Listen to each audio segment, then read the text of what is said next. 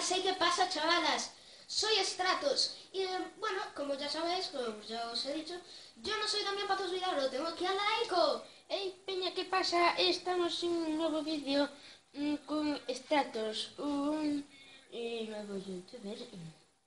Y bueno, yo no tengo canal por si os lo preguntabais. Y bueno, ¿no os da rabia en el puto GTA cuando hay unos putos setos irrompibles y os chocáis contra ellos y jodéis vuestro precioso coche? Pues ahora no va a haber problemas. Voy a intentar hacer un recago que va a ser destruirlos.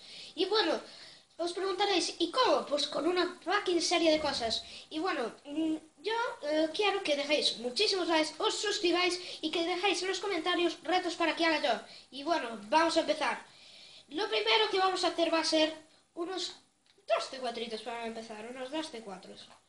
Y bueno, uno por aquí, otro por aquí. Vamos allá. No, mejor no.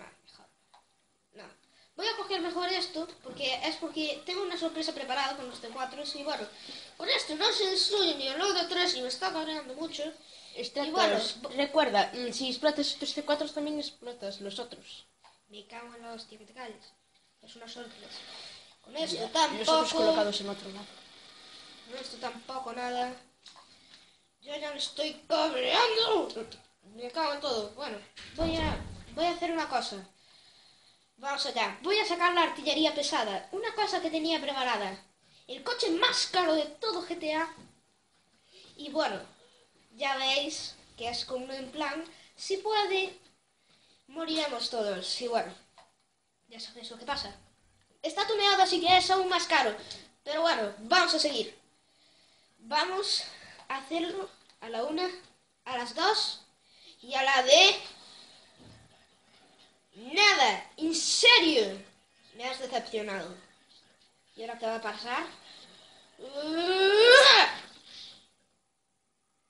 ¡Ni con esas! ¡Anda a chuparla!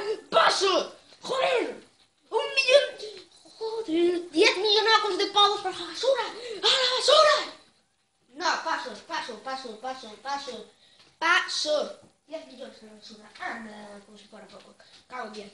Bueno. Bueno, nos veremos en otro vídeo y como he dicho, poned aquí abajo en los comentarios aquí unos retos para que haga yo. Y bueno, muchos likes y suscribiros a este canal. Y bueno, la próxima será este es un normal, no digo el que aparece en las pantallas, sino Damián Patos subnormal.